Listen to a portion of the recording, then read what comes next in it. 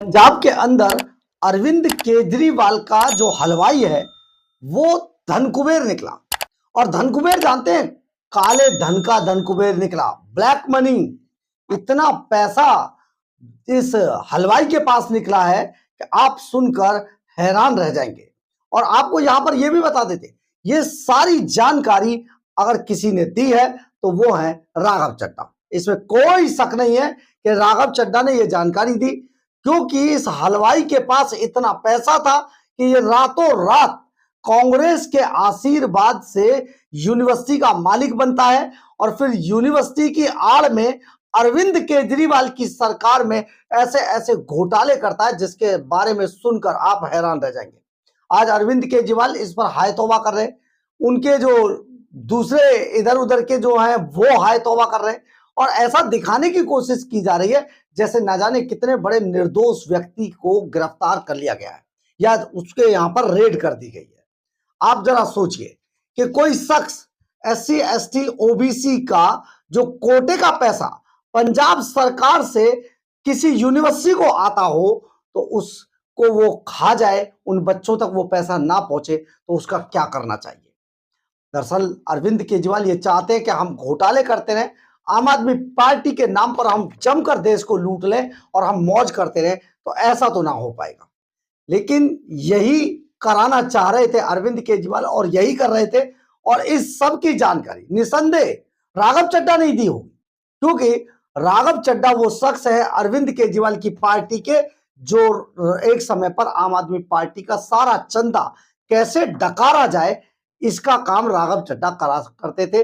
सबसे कम उम्र के आम आदमी पार्टी के ट्रेजरर बने ये और ट्रेजरर रहते हुए इन्हें सारा हिसाब किताब, वैसे भी चार्टर्ड अकाउंटेंट है, सारा हिसाब किताब उंगलियों पर गिना हुआ था। अब आप जरा सोचिए राघव चड्ढा कितने कामयाब निकले कि उन्होंने अरविंद केजरीवाल को वो झटका दिया जो झटका केजरीवाल शायद सह नहीं पाएंगे और सह भी नहीं पा रहे। तो आप ये सोचिए, एक शख्स है जो जालंधर में कभी हलवाई की एक छोटी सी दुकान चलाता था जिसका नाम था लवली स्वीट्स, और ये लवली स्वीट्स आज भी है। परंतु कांग्रेस के आशीर्वाद से जिस वक्त देश के अंदर जो शिक्षा का प्राइवेटाइजेशन हो रहा था, उस वक्त एक यूनिवर्सिटी खोलता है जिसका नाम है lovely university. Lovely professional university के नाम से यह यूनिवर्सिटी चला रहा था। कांग्रेस का आशीर्वाद प्राप्त हुआ, यूनिवर्सिटी खोल ली, लेकिन सबसे बड़ा आशीर्वाद अरविंद केजरीवाल का प्राप्त हुआ। आइए पूरा मामला क्या है आपको बताते हैं। नमस्कार, मैं हूं कुमार गजेंद्र। जनपद ऑन द स्पॉट में आपका स्वागत है। हमारे एक दूसरे social media platform podcast with Kumar Gajendra में भी आपका स्वागत है, जहां आप हमें सुन सकते हैं। बीते 2 दिनों में जब से आम आदमी पार्टी से राघव चड्ढा अलग हुए हैं, तब से लेकर अब तक एक ही हल्ला आम आदमी पार्टी के लोग मचा रहे हैं। राघव चड्ढा ने इंफॉर्मेशन दे दी, राघव चड्ढा ने इंफॉर्मेशन दे दी, राघव चड्ढा की वजह से ये हुआ। अरे क्यों नहीं होगा भाई? राघव चड्ढा वो शख्स है जिसने आम आदमी पार्टी को पंजाब के अंदर एस्टैब्लिश किया। आम आदमी पार्टी का जब कोई वजूद भी नहीं था, तब राघव चड्ढा को मुख्यमंत्री का एक अघोषित चेहरा, जो वैसे तो मुख्यमंत्री से सिर्फ घोषणा बाकी रह गई थी, बनाकर अरविंद केजरीवाल ने उतारा, महिमा मंडित किया और राघव चड्ढा ने जमकर पैसा इकट्ठा किया, जमकर लोग इकट्ठे किए। लेकिन जब बात देने की आई तो देने के नाम पर राघव चड्ढा को जिस तरीके से आम आदमी पार्टी ने प्रताड़ित किया है, जिस तरीके से आम आदमी पार्टी आज उन पर हमला बोल रही है, तो आम आदमी पार्टी सोचती है कि राघव चड्ढा उन पर हमला नहीं बोलेंगे, बोलेंगे। और ये बात तो उन्होंने अपने वीडियो के जरिए भी कही थी, घायल हूं, घातक हूं। अब ये घातक शब्द सुनकर अगर आप उनको ट्रोल करेंगे और या आप ये सोचें कि जवाब में आपको कोई कुछ नहीं करेगा, तो ये पॉसिबल नहीं है। राघव चड्ढा ने वो काम किया है और आगे भी करना चाहिए। वो सब अरविंद केजरीवाल के काले कारनामे सामने लाने चाहिए, राघव चड्ढा को पॉडकास्ट देना चाहिए, इंटरव्यूज देने चाहिए और अरविंद केजरीवाल के बारे में यह बताया जाना चाहिए कि वो कितना बड़ा चोर है, कितना बड़ा लुटेरा है। दिल्ली के सुपर चोर की एक एक कहानी जनता के सामने लाई जानी चाहिए। आज राघव चड्ढा को जिस मोड़ पर लाकर अरविंद केजरीवाल एंड कंपनी और उसके हाल ही के बने चट्टे बट्टों ने खड़ा कर दिया है, उसका खुलासा होना ही चाहिए। और राघव चड्ढा वही कर रहे हैं और बहुत अच्छा कर रहे हैं। आप सोचिए जरा, क्यों नहीं होना चाहिए? स्वाति मालीवाल ने ना जाने क्यों इन पर वो काम नहीं किया जो करना चाहिए था। स्वाति मालीवाल शायद अंत में डर गई, और यही काम तो राघव अरविंद केजरीवाल हर जगह करने लगे थे। फीडबैक यूनिट के नाम पे जिस तरीके से अपने ही लोगों को डराया जाता था, पराये लोगों को डराया जाता था, उनके स्टिंग किए जाते थे, वो सब अब सामने आना चाहिए। अब समय आ गया है जब अरविंद केजरीवाल के काले कारनामों का चिट्ठा खुलना चाहिए। और ना केवल अरविंद केजरीवाल के काले कारनामों का चिट्ठा खुलना चाहिए, बल्कि केजरीवाल के जो ये इधर उधर के लोग हैं ना, उनका भी काला चिट्ठा सामने आना ही चाहिए। अब यही हो रहा है। आप जरा सोचिए, राघव चड्ढा जिसने अपना बहुत कुछ पार्टी को दिया, ठीक है, पार्टी ने उसे दिया, लेकिन राघव चड्ढा ने भी पार्टी को बहुत कुछ दिया।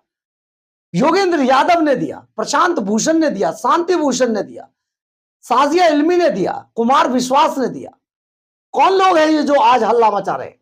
आम आदमी पार्टी में कौन है ये जो आज ये हल्ला मचा रहे हैं? कौन लोग हैं जो ट्विटर और ये सब कर रहे हैं? इससे क्या होने वाला है? लेकिन राघव चड्ढा ने अब जवाब दिया है। उन्होंने कहा था घायल हूं घातक हूं, बता दिया घातक कैसा होता है। दरअसल है क्या, ये पूरा मामला ऐसे नहीं है, सारा मामला आपको समझाएंगे। दरअसल है क्या, राज्यसभा के अंदर अरविंद केजरीवाल के सांसद है, जो लवली प्रोफेशनल यूनिवर्सिटी के मालिक भी हैं, अशोक मित्तल, डॉक्टर अशोक मित्तल। ये डॉक्टर भी लगाते हैं अपने नाम के आगे। तो डॉक्टर अशोक मित्तल को हाल ही में राज्यसभा का डिप्टी लीडर बना दिया गया, और राज्यसभा के अंदर एक लेटर आम आदमी पार्टी द्वारा दिया जाता है, जिसमें कहा जाता है कि जो आम आदमी पार्टी का टाइम राघव चड्ढा को बोलने के लिए दिया जाता है, वो ना दिया जाए। यानी कि राघव चड्ढा के बोलने पर भी रोक लगा दी। इसके बाद राघव चड्ढा के बारे में यह खुलासा हुआ, जो नवीन जयहिंद है, आम आदमी पार्टी के पुराने फाउंडर मेंबर है, वो भी उन्होंने खुलासा किया कि राघव चड्ढा को मुर्गा बनाकर पीटा था, नंगा करके उनकी वीडियो बनाई गई थी, उनकी आंख फोड़ी गई थी, क्योंकि अरविंद केजरीवाल नहीं चाहते थे कि राघव चड्ढा का जो खूबसूरत चेहरा है वो खूबसूरत बना रहे, क्योंकि रिश्ता जो टूट गया, जो नहीं हो पाया। अरविंद केजरीवाल पूरी तरीके से एक माफिया की तरह से सीएम हाउस चला रहे थे। सीएम हाउस में चीफ सेक्रेटरी अंशु प्रकाश को पीटा जाता है, उसके बाद स्वाति मालीवाल को पीटा जाता है, और फिर राघव चड्ढा को कूटा जाता है, उनकी आंख फोड़ दी जाती है। तो क्या उनका खुलासा नहीं होना चाहिए था? होना चाहिए था।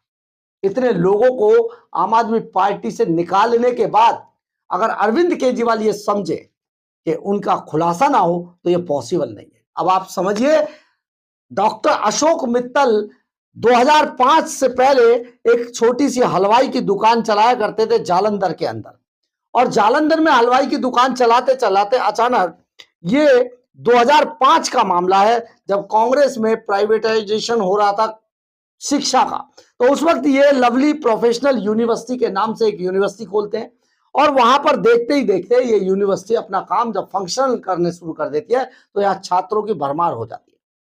क्योंकि पंजाब के अंदर उससे पहले प्राइवेट यूनिवर्सिटीज का बहुत कम प्रचलन था, अचानक ये खुली तो बच्चों को यहाँ पर चांस मिला, और बच्चे यहाँ पर भारी संख्या में एडमिशन हुए। लेकिन आप जरा सोचिए, कोरोना का दौर जब 2022 के बाद 21-22 के बाद जब कोरोना शुरू हुआ, उसके बाद यहाँ पर एक बड़ा खेल खेला गया, और ये खेल जानते क्या खेला गया? ये खेल था जो SC ST OBC के जो स्टूडेंट थे, SC ST OBC के स्टूडेंट्स का जो सरकार से पैसे का कोटा आता है स्कॉलरशिप वाला, उस स्कॉलरशिप के कोटे को आप सोचिए, लवली प्रोफेशनल यूनिवर्सिटी के नाम पर जो बच्चे वहां एडमिशन हुए थे, उन सभी के आधार कार्ड के आधार पर फर्जी खाते खोले गए बैंकों के अंदर, और इन फर्जी खातों के अंदर सरकार से आया हुआ फंड करीब करीब 230 करोड़ रुपया शिफ्ट करा दिया गया उन खातों में, और उन खातों में से लवली प्रोफेशनल यूनिवर्सिटी के इन्हीं डॉक्टर अशोक मित्तल ने वो सारा पैसा निकाल लिया। यानी कि एक देश के अंदर एक शिक्षा के नाम पर बड़ा घोटाला हुआ, और उस घोटाले का हाल ये था कि इस घोटाले की जांच जो पंजाब सरकार की विजिलेंस ब्यूरो था उसको भी दी गई थी, लेकिन भगवंत मान अरविंद केजरीवाल ने इसकी जांच नहीं होने दी। इस सब पर जब पूरा डंडा चला, इसका हिसाब किताब किया गया तो करीब करीब 230 करोड़ से ऊपर का था। अब आप समझिए, वो 230 करोड़ रुपया अरविंद केजरीवाल ने हाल ही में जब पंजाब के अंदर अगस्त 2025 में बाढ़ आई तो उसके बाद 2 मिशन शुरू किए, एक मिशन चढ़ती कला और एक रंगला पंजाब। सूत्र ये बताते हैं कि अरविंद केजरीवाल और भगवंत मान ने अपने सभी विधायक, सांसद, एमएलए, काउंसलर, सरपंच, पंच, इन सबको एक फिगर दिया अलग अलग पोस्ट के हिसाब से, उनके कद के हिसाब से, पद के हिसाब से। वो पोस्ट देकर कहा कि सबको ये पैसा, इतना इतना पैसा कम से कम इस फंड में डालना है। तो उस फंड के अंदर जो हमारे सूत्र बताते हैं, डॉक्टर अशोक मित्तल ने सबसे बड़ी रकम उस फंड में डाली और दूसरे जो व्यक्ति थे वो थे संजीव अरोड़ा, जो प्रॉपर्टी के बिजनेस से जुड़े हुए हैं। आज उनके घर पर भी रेड हुई है, लेकिन डॉक्टर अशोक मित्तल ने सबसे ज्यादा रकम उन फंड्स के अंदर डाली, क्योंकि ये जो ब्लैक मनी थी अरविंद केजरीवाल की, उसे व्हाइट करने के लिए उस पैसे को वहां उस फंड में डाला गया। और उस फंड में डालने का ये इनाम मिला कि उन्हें डिप्टी लीडर बना दिया गया राज्यसभा के अंदर, राघव चड्ढा को हटाकर। यहीं से ये लड़ाई शुरू हुई और एक बार फिर से राघव चड्ढा ने अरविंद के, अभी जो हमारे सूत्र बता रहे हैं, हम देखिए इसकी खुलकर पुष्टि नहीं कर रहे, हमारे सूत्र जो बता रहे हैं यही इंफॉर्मेशन कि इन खातों में ये पैसा डला था, इनकी जांच कराई जानी चाहिए। 230 करोड़ रुपया तो ये बताया जाता है पंजाब के सरकारी खजाने से, जो SC ST OBC के बच्चों का पैसा था, स्कॉलरशिप का पैसा था, उसको ये डॉक्टर अशोक मित्तल, ये हलवाई खा गया। अब हलवाई अगर किसी लाला जी के साथ मिलेगा तो सोचिए क्या होगा। तो ये दोनों मिलकर पैसा बांट कर खा रहे थे। इसी की सूचना अब ईडी को थी और ईडी ने एक साथ डॉक्टर अशोक मित्तल के 8 से 9 ठिकानों पर रेड की और 8 से 9 ठिकानों में उसके बेटे के ठिकाने भी शामिल थे। यहां पर करीब करीब 91 करोड़ रुपए की संपत्तियां जब्त की है। कहां से आ गई 91 करोड़ रुपए की संपत्तियां? कोई बताएगा? आम आदमी पार्टी का जो व्यक्ति है, 91 करोड़ रुपए की संदिग्ध संपत्तियां यहां से जब्त की गई हैं। नोटों के ढेर मिले हैं, जिन नोटों को गिनने के लिए मशीनें मंगाई गई हैं। ये डॉक्टर अशोक मित्तल जो राज्यसभा के सांसद हैं, माननीय अरविंद केजरीवाल की पार्टी के एक और सुपर चोर, यानी कि दिल्ली के सुपर चोरों में एक और सुपर चोर शामिल हो गया है और अब वो पकड़ा जाना है। इसी तरीके से आज डॉक्टर संजीव अरोड़ा के यहां पर भी रेड हुई है, उसकी भी देर रात तक उसकी फिगर आ जाएगी, क्या क्या बरामद हुआ आपको जरूर बताएंगे। लेकिन आप ये समझिए, अली बाबा 40 चोरों की ये मंडली किस तरीके से पूरे देश को लूट रही है और अगर इन पर कोई सरकारी एजेंसी कार्रवाई करती है तो ये हल्ला मचाने लगते हैं। हल्ला तो ये अदालतों में जाकर अब जजों के पर भी मचाने लगे। लेकिन सबसे बड़ी बात यह है, जो कहा जाता है, पुराना डायलॉग है, ये डायलॉग हालांकि नरसिम्हा राव का था, जब कहा जाता था कानून अपना काम करेगा। तो कानून जब अपना काम करेगा तो ऐसे सभी सुपर चोर पकड़ के जेलों के अंदर जरूर जाएंगे।